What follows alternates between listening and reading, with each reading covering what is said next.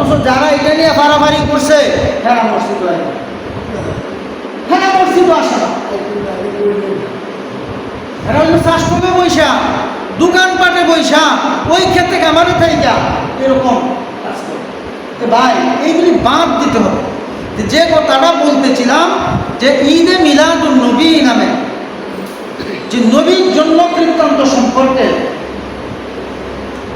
অনেক মানুষ কি করে, এই ঈদে মিলাদুন নবী উদযাপন করতে যায় তারা এমন পরিবেশ সৃষ্টি করে, একটা জমক চাকচিক্যময় পরিবেশ তৈরি করে, তারপরে জশ্নে জুলুসের মিছিল দিয়া, হ্যাঁ 2-4-5 মণ জিলাপি আইনিয়া বাস শাহবাজা খাওয়ালে হয়ে যাবে। আগে ঈদে মিলাদুন নবীর মিছিল দিছে, না রে রেসালা ইয়া রাসূলুল্লাহ অমুক তমুক কয়া অনেক কিছু করছে, মানে জিলাপি জাবালা বন্টন করা শুরু হয়েছে, এগুলো মারামারি। নবীর জন্ম বৃত্তান্ত আপনি পালন করতে হলে যে আজ থেকে 1500 বছর আগে মক্কার নগরীতে কুরাইশ বংশ আব্দুল্লাহর পৃষ্ঠে মা আমেনার রেহেমে কি করছে যে 570 খ্রিস্টাব্দের 12 রবিউল আউয়াল রোজ সোমবার সুবে সাদিকের টাইমে तमाम পৃথিবীর অন্ধকারকে উজালা করে সারা দুনিয়াটাকে আলোকিত করে আমাদের নবী জনাব মুহাম্মদুর রাসূলুল্লাহ সাল্লাল্লাহু আলাইহি সাল্লাম দুনিয়ায় আগমন করেছেন। এই জন্য আমরা শুকরিয়া আদায় করব, নামাজ বেশি বেশি নফল নামাজ করব, প্রয়োজনে রোজা রাখব, কোরআন তেলাওয়াত করে আহলে বাইতের জন্য দোয়া করব। এইগুলি না করে আমরা মিছিল আর জিলাপি বন্টন বিরিয়ানি বন্টন নিয়ে মারামারি কাটাকাটি কাটাকাটি। হ্যাঁ এইখানে হতে পারে নবীর জন্ম বৃত্তান্তের আলোচনা এবং নবীর সিরাতের উপর আলোচনা হতে পারে, যেটা সিরাত নবী সাল্লাল্লাহু আলাইহি সাল্লাম সিরাত মাহফিল নামে যে যাই মাহফিল হয়, তাফসীরুল কুরআন মাহফিল, এটা হতে পারে। এইটা আমরা শুনব। নবী আমাদের জন্য এই 63 বছরের জিন্দেগিতে কি করে গেছেন। আমি যদি নবীর জন্ম বৃত্তান্ত নিয়ে এত আনন্দ উল্লাস করি, তো নবী যে তায়েফের ময়দানে রক্ত ঝরিয়েছেন তা আমি তো দিয়ে রক্ত ঝরাইছি। উহুদের ময়দানে দান মোবারক শহীদ করেছেন, আমি ইসলামের জন্য আমার কয়টা হাত বাঁধছি। নবীর এক পাগল তো ওয়াজ করেনি, আমরা সকলেই জানি। আল্লাহর পয়গম্বর জনাব মুহাম্মদুর রাসূলুল্লাহ সাল্লাল্লাহু আলাইহি ওয়াসাল্লাম যখন উহুদের ময়দানে জিহাদ করতে যাইয়া ওনার দান মোবারক শহীদ হয়ে গেছে, দাঁত যখন ভেদ করে গেছেন, লোহার করা মাথা ভেদ করে মস্তিষ্কের মধ্যে মাথার মধ্যে ঢুকে গেছেন। এই খবর যখন ওয়াজ করণী শুনলেন, শোনার করণী পাগলের মতো হয়ে গেলেন, আহা আমার দিনের নবীর দান মোবারক শহীদ হয়ে গেছে, আমি ওয়াজ করণী আমার এই দাঁত তুলে আমি রাখবো না। এইরকম নবীর জন্য প্রেমিক পাগল হয়ে আসে, একবার নয় দুইবার নয়, এই প্রথম উপরে একটা দাঁত উঠায় রয়েছে, বাড়িতে বাইকে আরেকটা দাঁত উঠাইছে, এরকম ভাবে উপরে 2টা উঠানোর পর উনি ভাবতেছে যে আমি যে উপরে 2টা উঠাইলাম, আমার নবীর যদি নিচে 2টা দাঁত যদি বেঁধে যায়, তাহলে তো নবীর সাথে আমি দুঃখ একত্রতা প্রকাশ করতে পারলাম না। এই জন্য উনি নিচে 2টা দাঁত উঠাইছে। এরকম করতে করতে যদি উপর এবং নিচে 2-4টা দাঁত যদি নবীর ভেঙে না থাকে, যদি তার পাশে কোনো দাঁত যদি ভেঙে যায়, তাহলে আমি ওয়াজ করিনি তো নবীর সাথে একাত্মতা পোষণ করতে পারলাম না, নবীর সুখে সুখাহত অবস্থায় আমি কাটাইতে পারলাম না। এরকম ভাবে উনি ওনার 25টা দাঁত নিজেই একটা একটা করে ভেঙে দিয়েছে। এইটার নাম হইল নবীর মহব্বত, এর নাম হইল নবীর আশিক। সুবহানাল্লাহ। এরা ছিল নবীর পাগল। আমি হামজা নবীর জন্য এরকম পাগল ছিল। হ্যাঁ, তাহলে এখন আমরা কি করি?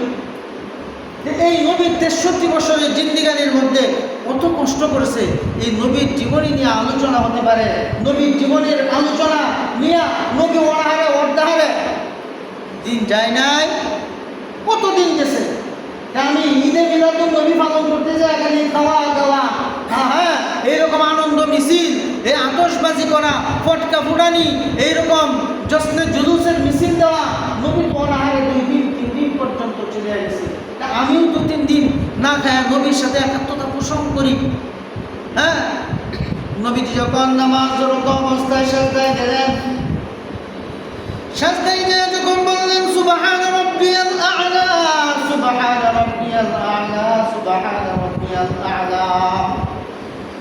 আবু জাহেল, আবু লাহাব, উতবা, সাইবা, মুগিরাম, ওই সমস্ত কাফির বেঈমানেরা নবীর সাজদায় যখন উনি আল্লাহর এই জমিনে আল্লাহর কুদরতি পেয়ে সাজদা দেওয়ার জন্য মাটিতে যখন ওনার মস্তক অবনত করলেন, এই সময় কাফির বেঈমানেরা সুবর্ণ সুযোগ মনে করে ভাবলো যে এই তো আমাদের শিকারীকে নিধন করার সুবর্ণ সুযোগ।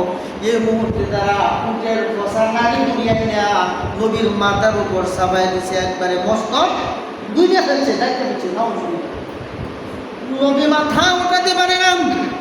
উনি সাজদায় করে রবের সাহায্য চাইলেন, সাজদায় করে কান্না তরঙ্গরত অবস্থায় বললেন, ওগো আল্লাহ, আমাকে তুমি আসমানি সহযোগিতার মাধ্যমে আমাকে একটু সাহায্য করো।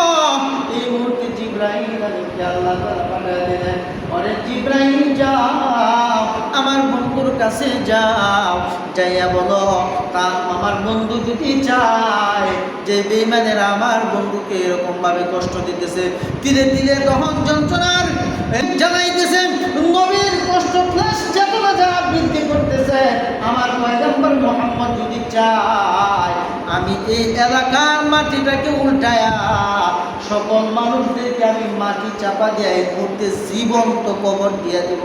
নবীর জিগাও যায় জিবরাইল আলাইহিস সালাম, আসসালামু আলাইকা ইয়া রাসূলুল্লাহ, আসসালামু আলাইকা ইয়া হাবিবাল্লাহ, হে আল্লাহর রাসূল, আমার পক্ষ থেকে সালাম এবং আল্লাহর পক্ষ থেকে আপনার উপর সালাম শান্তি বর্ষিত হোক। আপনি যদি চান আল্লাহ তাআলা এই জমিনকে উল্টাইয়া এই এলাকার যত কাফির বেঈমান আছে প্রত্যেকটাকে আল্লাহ সমূলে ধ্বংস করে দিবে, শুধু আপনি অনুমতি দেন। আপনার অনুমতির অপেক্ষায় আল্লাহ আছেন।